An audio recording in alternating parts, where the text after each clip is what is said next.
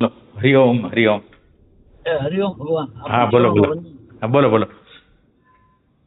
ભગવાન આપણે એવી વાત કરી સત્સંગમાં અત્યારે હા કે સેક્સ એનર્જી જે છે એ જો ઇમોશન ની અંદર ભળી જાય એનો રોંગ યુઝ થાય તો માણસ આતંકવાદી જેવો થઈ જાય, હા હા અને જો ઇન્ટેલેક્ટ ની અંદર વહી જાય તો માણસ આમ ગજબનો સેલ્ફિશ માણસ બની જાય. હા હા. તો ભગવાન એનો આ 12 નો રાઈટ યુઝ શું કહેવાય? એટલે એ કઈ રીતે થશે કે એનો રાઈટ યુઝ કર્યો કહેવાય?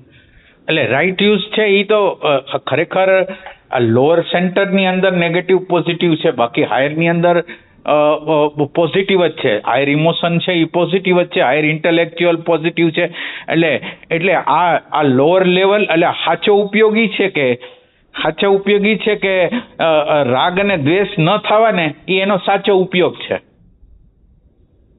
અચ્છા. રાગ અને દ્વેષ થયો એટલે તમે સમજો કે તમે રોંગ છો, તમારું ઇમોશન સેન્ટર. બરાબર. અને રાગ ને દ્વેષ છે એ આપણું પરસેપ્શન છે નહીં એવું. હા. આપણી બિલીફ સિસ્ટમ છે. રાઈટ. એટલે ઈ સેન્સથી જ એની અંદર ઈ પ્રોબ્લેમ છે.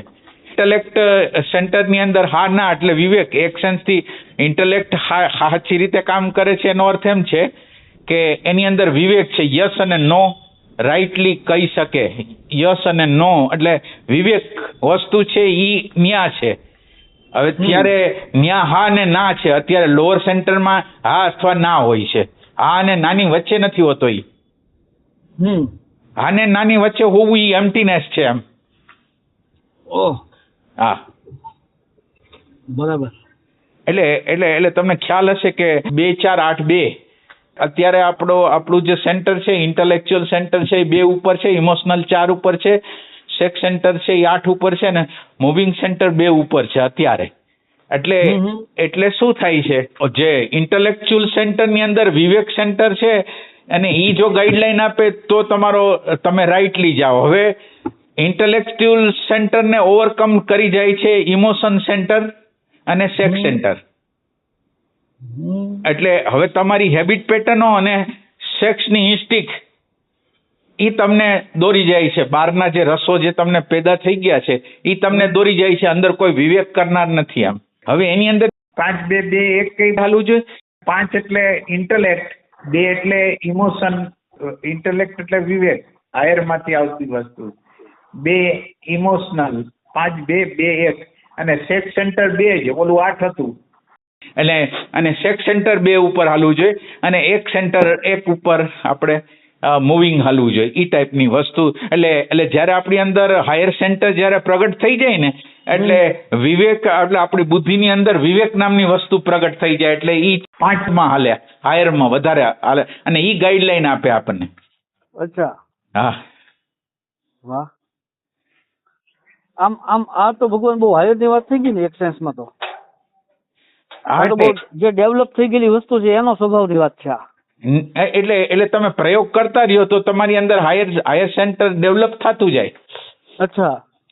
એટલે એમાં શું થાય કે આપણું પ્રેઝન્ટ મોમેન્ટનું તત્વ છે ને એ કેટલેટિક એજન્ટ તરીકે કામ કરે. અને એટલે ઈ જે આ ઊભું રહે ને એના દ્વારા અમુક મટીરિયલો બનવા માંડે. એટલે હવે જે તમે સમજો ને કે તમારી પ્રેઝન્ટ મોમેન્ટ ઓબ્ઝર્વેશન અથવા આત્મસ્મરણ છે એ કેટલેટિક એજન્ટ તરીકે કામ કરે. એટલે શું કરે કે નેગેટિવ ઇમોશન સાથે આઈડેન્ટિફાઈ એટલે નેગેટિવ ઇમોશન પછી એસોસિએશન, ડે ડ્રીમિંગ એ બધા સાથે એ આઈડેન્ટિફાઈ ન થાય. અને આઈડેન્ટિફાઈ ન થાય એટલે ઉર્જાની બચત થાય. ઉર્જાની બચત થાય એટલે સેપરેશન થાય. અને સેપરેશન પછી એ એક ક્ષણ જે છે ને એક ક્ષણ એ ધીરે ધીરે ભેગી થતી જાય. એક ક્ષણો છે એ ભેગી થતા એનું સિંક્રોનાઇઝ થાય. એટલે એનું બોડીનું નિર્માણ થાય. એ ટાઈપની આ પ્રોસેસ છે. અચ્છા. એટલે આત્મ શરીર જે આપણે વાત કરીએ છીએ આત્મ શરીર એટલે પેલું શરીર બને પ્રાણ શરીર, બીજું બને ઇમોશનલ શરીર અને હાયર ઇમોશનલ અને હાયર ઇન્ટેલેક્ચ્યુઅલ અને કોન્શિયસ બોડી એ રીતે બને.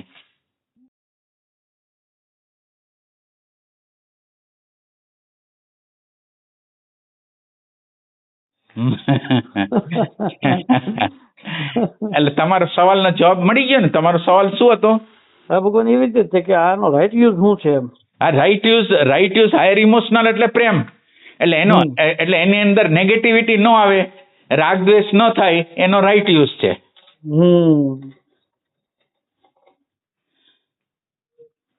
આ તો ભગવાન આમ જાગ્યા પછીની પ્રોસેસમાં આવતું છે એવું લાગે.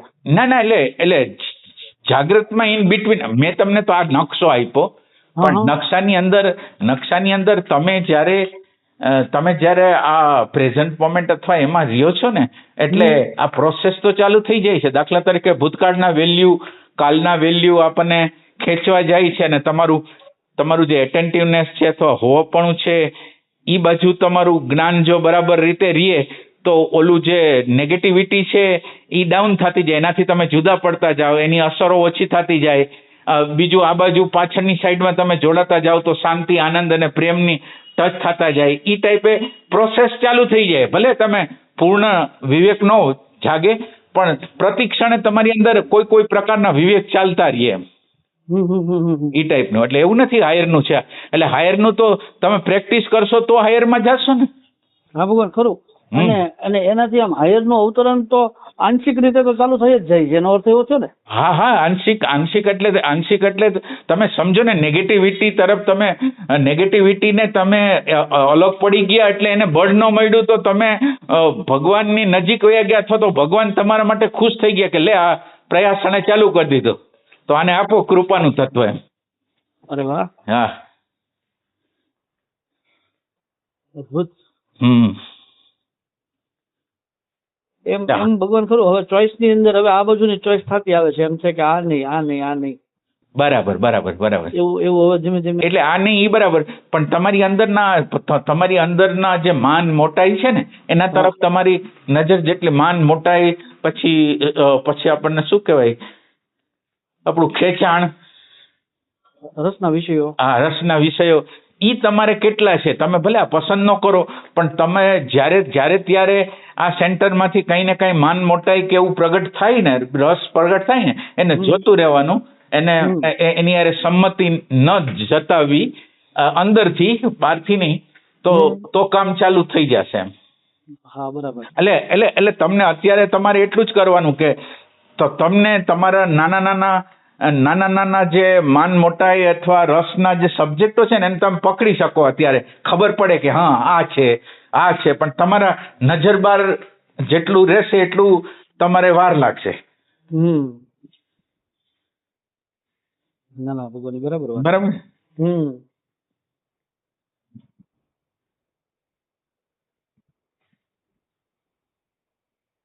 બાકી બધા શું છે? કાલે ઓલા મારા સાહેબ નો ફોન આવ્યો હતો. હા, કે મારી અંદર શાંતિ હજી એમને જ છે. વાહ. અને મને બહુ સારું લાગે છે. અને મને સવારના ભાગે નેગેટિવ વિચાર આવતા હતા, એ બંધ થઈ ગયા છે. હા. અને મેં અત્યારે હવે કેન્દ્ર બનાવવાનું પ્રોસેસ ચાલુ કરી દીધી છે. બહુ સરસ.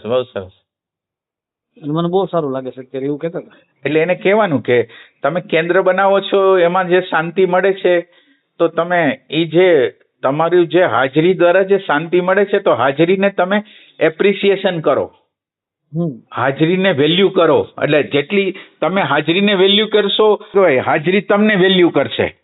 રાઈટ. એટલે અત્યારે આપણે શું થાય, હાજરી રાખવા માટે તો તૈયાર થઈ જાય છે, પણ હાજરી દ્વારા એક નવા ડાયમેન્શનમાં આપણે પ્રવેશ કરી છીએ. ત્રીજું નેત્ર ખુલી જાય છે, એના દ્વારા આપણને જ્ઞાનનો પ્રકાશ થાય છે. આ બધી પ્રત્યે અહોભાવ જે થવો જોઈએ, જે તમારી પ્રેઝન્ટ મોમેન્ટ તમારી અંદર આ જે પોઝિટિવનેસ પ્રગટ નેગેટિવથી અલગ કરવાની પ્રોસેસ કરે છે, ને એ બધી પ્રોસેસો તાદાત્મ્ય તોડવાની પ્રોસેસો કરે છે. એ બધી પ્રોસેસો કરે છે, એટલે એના પ્રત્યે અહોભાવ કરો કે એ મારું આપણું શું થાય, નેગેટિવિટીથી રક્ષણ કરે છે. એટલે આ જે પ્રેઝન્ટ મોમેન્ટ છે, એ કેટલી બધી હેલ્પફુલ છે, મૂલ્યવાન છે, એનો અહેસાસ કરવાનો છે. એટલે તમે આ પ્રેઝન્ટ મોમેન્ટમાં એટલા માટે રહ્યો છો કે તમારે જે હોવાપણું છે, જેના દ્વારા આખું બ્રહ્માંડ આપણને પ્રતીતિમાં આવી રહ્યું છે, એને મળવા જવું છે. હું પ્રેઝન્ટ મોમેન્ટ બીજું તો અત્યારે ડાયરેક્ટ રીતે આત્માને નથી અડી શકતો, પણ મારે એને અડવું છે એટલા માટે હું કરું છું. એટલે આ મારી પ્રેઝન્ટ મોમેન્ટ છે એ કંઈ ત્યાં રહેવાની નથી. મારી પ્રેઝન્ટ મોમેન્ટ છે એ ઓને ટચ કરવા માટે છે, હોવાપણાને ટચ કરવા માટે છે એમ એ રીતે. અને એના પ્રત્યે અહોભાવ કે તમારે પહેલા દ્રષ્ટિ હતી એના કરતાં અત્યારે પ્રકાશ વધી ગયો તો અંદરનું બધી અરાજકતાઓ દેખાડે છે, તો એનો ધન્યવાદ એમ. વાહ. એ રીતે એને લેવાનું છે. વાહ. એટલે આપણે અત્યારે જાગૃતિ રાખી છે પણ એનું એપ્રિસિએશન નથી કરતા. આપણે જે કરવું જોઈએ ને, તમે જો એનું એપ્રિસિએશન જો તમારાથી અંદરથી થઈ જાય ને તો તમારા માટે ભગવાન, તમે એક પગલું મૂકો નહીં 100 પગલા મૂકશે તમારી સામે. ઓહો. તો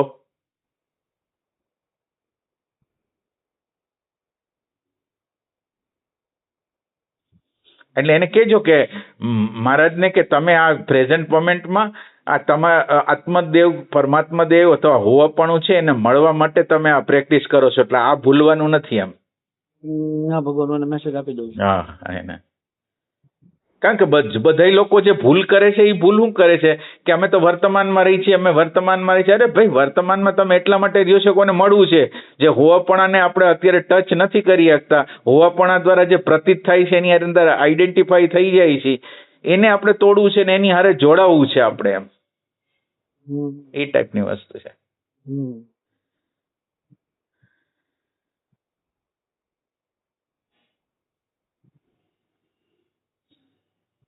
આ ઇમોશન સેન્ટર નો પ્રશ્ન તમને કેવી રીતે આવ્યો? એ આપણે સવારમાં આપણે ઓલો ઇન્ટરવ્યુ નો જે ભાગ હતો સાંભળતો હતો. પછી ત્યાંથી એક મુદ્દો થઈને સીધી સાધુ સંન્યાસી ની વાત ચાલુ થઈ ગઈ ને, તો ત્યાંથી મેં જોયું આ ભગવાન આ મુદ્દો કદાચ અત્યારે નહીં કહેવા માંગતા હોય, મને એમ થયું. અચ્છા. એટલે એની અંદર કઈ મેટર હતી? એટલે આપણે એવી વાત કરી, એને એવી વાત કરી કે આપણે સંસારમાં રહીને આંતરિક જે વસ્તુ છે આખું તત્વ છે એને કેવી રીતે પ્રાપ્ત કરી શકીએ. એટલે તમે એના રેફરન્સમાં એવું કીધું કે એ તો પોસિબલ છે અને આની અંદર જ વધારે ઓપોર્ચ્યુનિટી છે. આની અંદર તો ઓપોર્ચ્યુનિટી આમ મારી દ્રષ્ટિએ નથી બનતી. બરાબર. અને છતાંય જે કોઈને છેલ્લે 4 મુદ્દા એવા કીધા કે ભાઈ આમ તમારા પ્રારબ્ધ ઉપર હોય. અમુક લોકો લગ્ન કરીને પામે છે, અમુક લોકો લગ્ન કર્યા વગર પામે છે, અમુક લોકો લગ્ન કર્યા વગર નથી પામતા અને અમુક લોકો લગ્ન કરીને પણ નથી પામતા. બરાબર. એટલે કોઈને પ્રશ્ન જ ન રહે હવે. બરાબર. એટલે મૂળ વસ્તુ તો પ્રેમ નો છે કે તમે ગૃહસ્થી છો કે આપણે બ્રહ્મચારી છો, એ સવાલ નથી એમ. હા, અને એ તમે તો સરસ લઈ લીધું કે મૂળ વાત તમારા પ્રેમ ઉપર જાય કે તમે પ્રેમ તમને છે તો હવે આ વાત બને, નહીતર ના બને એમ. બરાબર. મૂલ્ય આનું છે એમ. સાચી વાત છે. અને એક વાત વચ્ચે એ ઓલી બહુ સરસ કરી કે તમારી અંદર જો એ પ્રકારનો પ્રેમ આવી જાય તો હવે તમે આ જે 12 વાળું છે એને તમે ઓવરકમ કરી શકો, બાકી તો એ ઇમ્પોસિબલ છે એમ. હા, એ સાચી વાત છે. એટલે આનો સીધો ઉપાય એ છે કે બહારનું જે તત્વ છે ને એને તમે કાર્યરત કરી દો. બહારનું તત્વ તો ચાહે પ્રેઝન્ટ મોમેન્ટ દ્વારા, હાજરી દ્વારા, ચાહે ઓબ્ઝર્વેશન દ્વારા, અથવા ચાહે એટલે આને જ બ્રહ્મચર્ય કહેવાય. બીજું કોઈ બ્રહ્મચર્ય આ દુનિયામાં નથી. આ સ્થૂલ બ્રહ્મચર્યને આપણે બ્રહ્મચર્ય નથી કહેતા, આ બ્રહ્મચર્ય છે કે આ બ્રહ્મચર્ય એટલે બ્રહ્મની અંદર વિચરવું, ફરવું, રહેવું, અનુસંધાન કરવું. એટલે બ્રહ્મની અંદર ત્યારે આપણે વિચરણ કરી શકીએ કે જ્યારે આપણા આગ્રહ માન્યતાની દિવાલોને તોડતા જાય તો થાય એમ. એ ટાઈપની વસ્તુ છે. ખરું ભગવાન.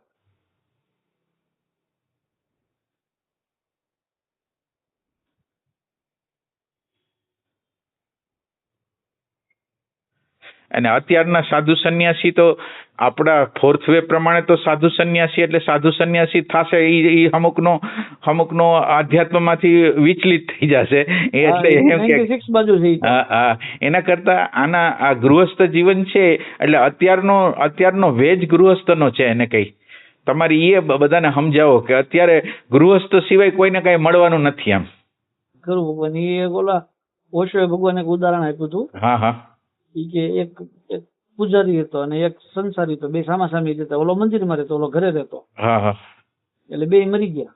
બરાબર. એટલે ઓલા પૂજારીને છે ને નર્કમાં નાખી દીધો. બરાબર છે. અને સંસારીને સ્વર્ગમાં લઈ ગયા. બરાબર. એટલે બે પ્રશ્ન કર્યો કે આવું કેમ? એટલે ભગવાને કીધું કે ભાઈ આ જે પૂજારી રહ્યો ને ઈ એમ વિચારતો હતો કે ઓલો સામે વાળો તો કેવી મોજ કરે. હા, સાચી વાત છે. રોજ નવું નવું ખાય પીવે ને આ તે. બરાબર. તો એની વૃત્તિ આમ ત્યાં જ રહેતી હતી. બરાબર બરાબર. અને આ સંસારી એમ વિચારતો હતો કે ઓહે ઓલા સંન્યાસી તો કેટલું સરસ છે, એમ જો હું તો કઈ કરી જ નથી શકતો જીવનમાં. આજે તમે એ મુદ્દો બોલ્યા ને એમ કે સંસારી જે છે એમ એની વૃત્તિ તો આ બધું છે, નિર્મળ થતી જાય છે, મારથી કઈ થતું નથી, લઘુતામાં જીવે. એટલે તમે કીધું કે સાધુ કરતા પવિત્ર મને આ લાગે છે. સાચી વાત છે. અને આખો આખો આખો 3 જે ચાહે બ્રહ્મચર્ય હોય, ચાહે વાનપ્રસ્થ હોય, ચાહે સંન્યાસ હોય, એ ગૃહસ્થ જીવનના આધાર ઉપર તો ચાલે છે. એ લોકો માનો કે વાનપ્રસ્થ એટલે કઈક નોકરી કર્યા વગર એક ભજન કરવું, એક જગ્યાએ ભજન કરવું, સંન્યાસે એક જગ્યાએ ભજન કરવું, અને બ્રહ્મચર્ય એટલે જે વચ્ચેમાં બાળકનો ઉછેર કરીને ભણાવવાની આખી પ્રોસેસ છે, એ બધોનો આધાર તો ગૃહસ્થ જીવન છે. ગૃહસ્થ જીવન ન હોય તો આ 3 કેવી રીતે હાલી આગે? ના. એટલે ત્રણેયનો બેઝ આ છે. ગૃહસ્થ જ એને પોષણ કરે છે. ખરું. તો પછી એને હલકું કેવી રીતે કહેવાય? એટલે ઈ સરસ તમે આમ ટૂંકમાં બહુ સરસ પ્રકાશ પાડ્યો એમ. બહુ સરસ. સવાલ ઘણા ભગવાન બ્રહ્મરંધ્રના એક ધારા વાઇબ્રેશન આવ્યા કરે છે. સારું કહેવાય, એ વસ્તુ સારી કહેવાય. તો એટલે સવાલ શું કરવાનું છે? બ્રહ્મરંધ્રમાં જાય છે એટલે આપણી નીચેની એનર્જી નથી ને ઉપરની હાયરમાં જવાની ટ્રાય કરે, ને હાયરમાં જાય એટલું નહીં. ત્યાં આ બ્રહ્મરંધ ખાલી એનર્જીનું સેન્ટર નથી, પણ પ્રજ્ઞાનું પણ સેન્ટર છે. એટલે ધીરે ધીરે તમારી અંદર અન્ડરસ્ટેન્ડિંગ પણ આ હાયર સેન્ટરમાં રહેતા રહ્યો ને, એટલે એ હાયર સેન્ટર જે જગ્યાએ એનર્જી જાતી હોય ને એ જગ્યાએ તમારું એટેન્શન આવે, અને જે જગ્યાએ એટેન્શન આવે ત્યાં ખોદાણ થાય, અને ખોદાણ થાય એટલે ખાલી એનર્જી નહીં, પછી ત્યાં પ્રજ્ઞાનું તત્વ પડેલું છે એ પણ ખુલવા માંડે. ઈ વસ્તુ એની અંદર છે. ઓહો. ઈ ટાઈપ છે. એટલે ખાલી અને આની વસ્તુ ઈ યાદ રાખવાની છે કે જ્યારે તમને આવા કોઈ સેન્સેશનો આવે ને, અને તમારી આગળ જો સમય હોય ને, તો એને હંમેશા એપ્રિસિએશન કરવું, આવકાર આપવો અને એનો યુઝ કરવો. ત્યારે બધી પ્રવૃત્તિ છોડી દેવી, શક્ય હોય ત્યાં. એટલે એને તમે વેલકમ કરશો ને, એ વધારે ને વધારે પ્રગટ થશે, અને તમે એનો અનાદર કરશો તો એ ધીરે ધીરે બંધ થઈ જશે. એટલે આ એક વસ્તુ યાદ રાખવાની. આ તત્વ છે ને એ બહુ સેન્સિટિવ છે. એને મહત્વતા આપી આપણે. હા, એને ઇમ્પોર્ટન્ટ તમે આપો તો એ તમારી અંદર વધારે ને વધારે આવતી જાય. વાહ. એટલે આ એક પોઈન્ટ છે, એ તમારે બરાબર રીતે નોંધી લેવાનો કે જ્યારે કોઈ પણ પ્રકારની અંતર્મુખતા આવતી હોય, કંઈક સેન્ટરોનું કંઈક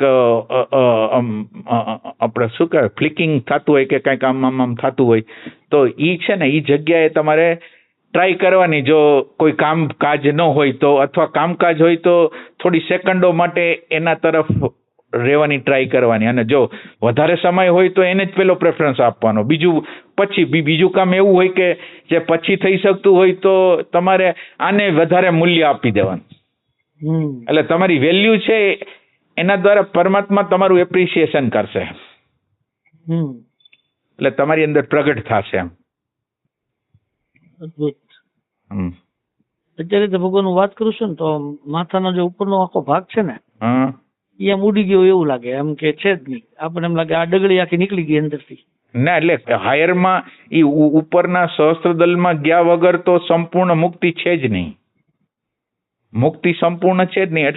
એટલે ને આ ફિલોસોફિકલ લોકો હોય એની કોઈ પ્રાણ શક્તિ જાગતી નથી. અને બેઝિકલ વસ્તુ કેવી છે કે તમારું ફિઝિકલ બોડીમાં તમે સાચી રીતે સાધના કરો છો તો તમારી અંદરના પ્રાણમય કોષ છે એ પહેલો સ્ટાર્ટ થવો જોઈએ. હવે જો પ્રાણમય કોષ તમારો ચાલુ ન થાય, એને ચિત્તી શક્તિ કયો તો ચિત્તી શક્તિ કહેવાય, એને કુંડલીની કયો તો કુંડલીની કહેવાય. એને ઇન્ટેલિજન્સથી પછી હાલવા માંડે. જ્યારે ત્યારે એના પ્રકારના સેન્સેશનો આપણા બોડીની અંદર ચાલુ થઈ જાય, ગમે ત્યારે ગમે તે સમયે આવે, અને રહસ્યમય રીતે અમુક સમય ગુમે થઈ જાય. એવું નહીં એટલે તમને વિષાદ ઉત્પન્ન કરવા માટે ગુમે થઈ જાય એવી ટાઈપની વસ્તુ છે આ બધી.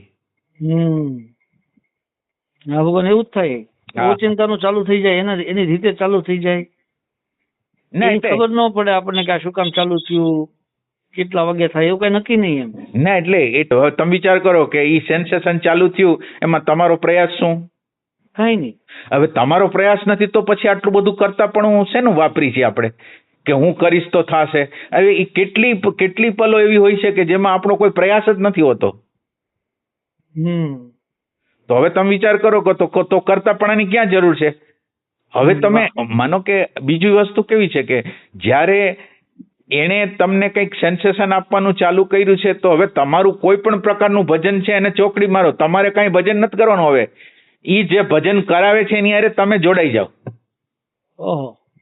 એટલે આ એક વસ્તુ યાદ રાખો. ઘણા લોકો પાછા આ થતું હોય તો વળી પોતાનું ભજન ચાલુ કરી દે એવું કઈ. એટલે એ તો તમારું અહંકાર પણ છે. હવે ઓલો આપે છે અત્યારે આનંદ આપે છે, શાંતિ આપે છે, સેન્સેશન આપે છે, અને આપણે વળી પાછું આપણું ભજન ચાલુ કરી. કયું ભજન છે એવું? ઓહો ભગવાન, હા કઈ ગજબ મુદ્દો કીધો. ગજબ ગજબ. એટલે તમે ખરેખર કરતા નથી એની સાબિતી આ કેટલી વાર તમને આપશે એમ. ઓહો.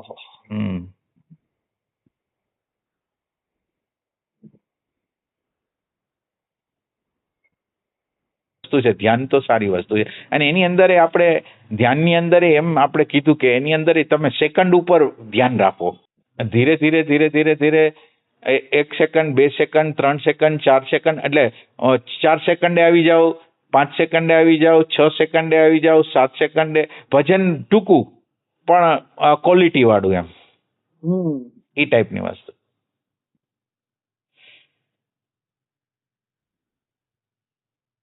હા ભગવાન. પછી ભગવાન આ જે નિરીક્ષક દેખાય છે, પણ જે નિરીક્ષક ને જે જોવા વાળો છે એનું ભાન તો એ પ્રેમથી જ થાય કે પુકારથી થાય? હા, એટલે પ્રેમ કયો પોકાર કયો બે એક જ વસ્તુ છે. એટલે પોકાર છે ને એ પોકાર ઈ પ્રેમમાંથી જ પ્રગટ થતી વસ્તુ છે. ઓમ બીજી રીતે એને તમારે જંખ ના હોત કહી શકો.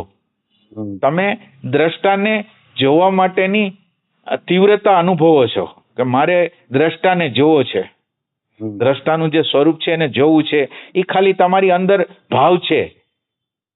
એટલે ભાવ છે, અને આ બાજુ આપણી કેપેસિટી તો દ્રશ્ય વસ્તુને જ જોવાની છે. દ્રષ્ટા દ્રશ્ય થાય કેવી રીતે? અને છતાંય દ્રષ્ટા ક્યારેય દ્રશ્ય ન થાય છતાંય આપણે દ્રષ્ટાની અપેક્ષા, એટલે દ્રષ્ટાના સાક્ષાત્કારની અપેક્ષા રાખીએ છીએ. એટલે જે અશક્ય વસ્તુ છે એ શક્ય બને છે પ્રેમથી. એટલે એમ કે ને પ્રેમ તે પ્રગટ હોય મેં જાના. એટલે પ્રેમથી જે નિરાકાર છે એ જાણે સાકાર થઈ જાય છે, એવું થઈ જાય, સાક્ષાત્કાર થઈ જાય છે. એટલે એની અંદર છે ને મૂંઝારો છે. હવે આમ અવ્યક્ત તત્વ છે, અવ્યક્ત તત્વ છે એને તમે આમ જાણી ન શકો, અને આમ પાછું એને જાણી શકાય. એટલે વચ્ચે નથી જણાતું ત્યારે અંદર મૂંઝારો થાય છે કે આ દ્રષ્ટાને કેવી રીતે જોવો, દ્રષ્ટાની પાછળ કેવી રીતે જવું. એટલે કેવી રીતે જવું એવું થયા રાખે, એમાંથી કોઈ ફ્લેશ થઈ જાય અને આપણને એક ઝલક મળી જાય, એ ટાઈપની વસ્તુ. અને બીજી રીતે તમે એમ કરી શકો પાછળ જાઓ હજી. એટલે હવે માનો કે નિરીક્ષકને જોયો, હજી પાછળ જાઓ. એટલે નિરીક્ષક જેટલો દેખાય છે એને તમે બીજી સામેની સાઈડમાં રાખો, અને તમે આ સાઈડમાં શબ્દ અને વિચાર વગરના પ્રદેશમાં આ સાઈડમાં ઉતાર્યો. અને શબ્દ અને વિચારનો જેટલો પ્રદેશ છે નિરીક્ષકનો, ત્યાં તમે અલગ પડી જાઓ. બરાબર. અને હજી એની અંદર અલગ પડી શકાતું હોય તો હજી અલગ પડો, કે જેથી તમે સ્પષ્ટ રીતે જોઈ શકો. એટલે જ્યાં લગીન તમને સ્પષ્ટ રીતે દર્શન ન થાય, જ્યાં લગીન ભૂતકાળના વિચારોની વેલ્યુ આપણને બરાબર રીતે એટલે અસર કરતી હોય, ત્યાં લગીન તમારે માનવાનું કે જોવાનું હજી બરાબર બનતું નથી. ન બને એનો વાંધો નહીં, પણ એને ઓવરકમ કરવું છે ઈ અંદર રાખવાનું. એ રીતે. પછી ભગવાન અત્યારની સ્થિતિ કેવી છે ભગવાન, કે આ દેખાય છે, આ પછી ન્યા એવો એક અહેસાસ આવે છે કે આ દેખાય છે પણ આને જે જોવા વાળો છે ને ઈ નથી દેખાતો, એટલે એને જોવાનું જે પ્રબળ છે ઈ જ પ્યાસ છે ને ભગવાન. ના પણ એની અંદર પેલું અડધું છોડતા નહીં. એટલે આની અંદર એક પેલો મુદ્દો એવો છે કે તમે અત્યારે જે જોવો છો એ તો સફિશિયન્ટ જોવો છો ને, એમ હજી પાછળ ન જાઓ તમે. પેલા તમારી સામે તમને જે દેખાય છે એને યોગ્ય રીતે જોઈ શકો છો કે નહીં, ઈ પેલા બરાબર તમને ક્વેશ્ચન કરો કે તમને બરાબર દેખાય છે નિરીક્ષક, ઈ જે હિલચાલ કરે છે એ દેખાય છે બરાબર. એટલે પેલા એને બરાબર જોવાનું રાખશો ને, ઈ બરાબર જોવામાંથી જ એ પ્યાસનું એક બીજું કિરણ ત્યાંથી જ છૂટશે. તમે એક જગ્યાએ એવી જગ્યાએ આવી જાઓ છો ત્યાં તમારે બે જગ્યા હોય એવી શક્યતા થઈ જાય. એટલે તમે અત્યારે તમારી સામે જે દેખાય છે ને, અત્યારે તમારી સામે એને યોગ્ય રીતે પેલા જોવો કે સ્પષ્ટ છે કે નહીં. પણ જલ્દી ઝડપ ન કરો કે હાલો પાછળ વહી જાય, ઈ ટાઈપનું ન કરો. ઈ ટાઈપ આ જોવાની પૂર્ણતા ત્યાં પાછળ લઈ જશે. હા, એટલે જે તમને સ્પષ્ટ દેખાય છે અને બીજું તમને એનો છેડો દેખાશે, હજી સ્પષ્ટતા નથી એટલે બીજો એક છેડો એક દેખાય છે. અત્યારે જેટલું શક્ય હોય એટલું બધું દેખાય છે અને હજી છતાંય એનો કોઈ છેડો છે એ જે દબાયેલો છે, એટલે અનકોન્શિયસ છે, એને ખોલવાનું છે એમ એ રીતે. બરાબર. વાહ વાહ.